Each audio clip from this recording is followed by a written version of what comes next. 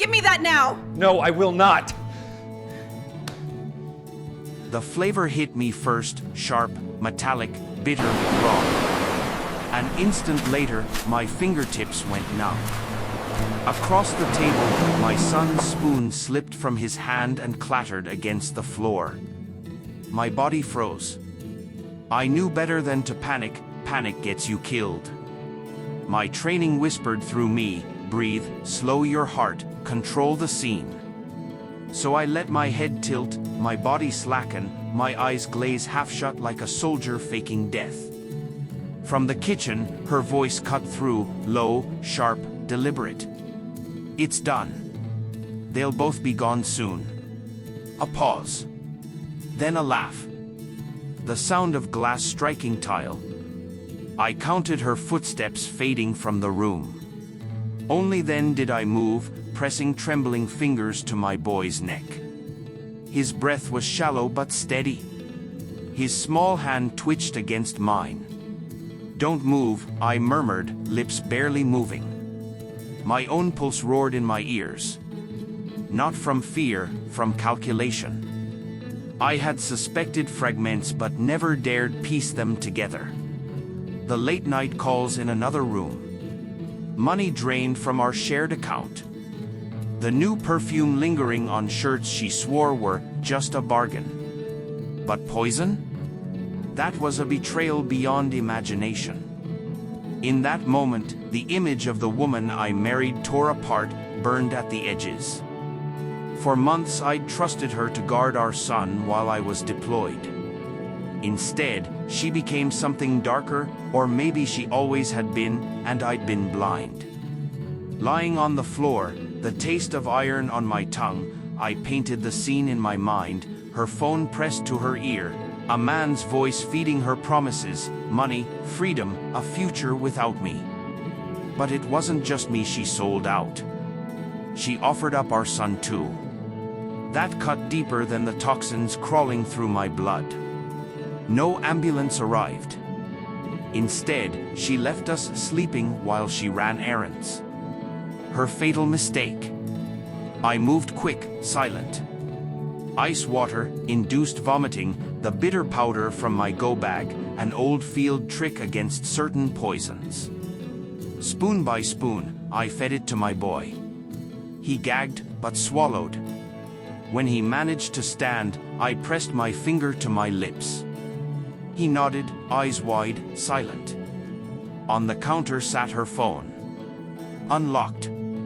Inside, a hidden message thread, times, dosages, bank transfers. Evidence enough for life behind bars. But I wasn't after conviction. I copied everything to my secure drive, then rehearsed every breath, every word I'd speak. By the time she walked back in, my mask was set. I sat upright, pale, sipping water. She blinked, startled, then covered it fast. You okay? You look sick. I smiled, the same smile that once won her heart. Long day. Just needed to lie down. Inside, my thoughts sharpened like a blade. Every tremor in her voice, every dart of her eyes, went into my mental file. She wasn't a wife anymore, she was just another target. 2 nights later, the lab results came in. My contact from base owed me favors. They confirmed deliberate poisoning. Dosages calculated to weight. A signature on a transfer to an offshore account. In her handwriting. I didn't confront her with rage. I set the stage with precision. Dinner, candles, her favorite wine, our old ritual. My son safe at a friend's house. Midway through the meal, I slid a thin envelope across the table. Silent. She opened it. Her eyes froze on the first page, the lab seal, the photo of her with him. Her color drained. You, she stammered. I tilted my head. Calm. Go on. Her voice cracked. It's not. I lifted a hand. I know exactly what it is. The room went still. Even the clock seemed to stop. I didn't threaten. I didn't shout. I laid out the facts. The bank account's frozen. The man you called has been reported. The house is under surveillance. Her hands trembled around the papers. What do you want? She whispered. I already have it, I said. My son is safe. I stood slowly, the chair sliding back with surgical control. Leave tonight. Take nothing. Walk out that door. If you don't, the next knock you hear will wear a badge. Her mouth opened, closed, no sound. For the first time since I'd known her, she looked small. Childlike. I let her see my eyes, flat, emptied of pity. Then I turned and walked to my son's room without another word. She was gone before dawn. I heard the click of the door, then silence. No note. No goodbye. From the window, I watched her cross the street with a single bag in her hand, hair pulled into a rough knot. No one followed her. No one stopped her. Her world collapsed as quietly as I had planned.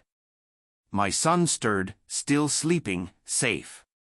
The house smelled of bleach and coffee, clean again. No triumph in me, only a steady calm, like after surgery. One life removed, another preserved. People think betrayal ends with gunshots, screams, slammed doors. It doesn't. It ends in silence, in a breath where someone used to be.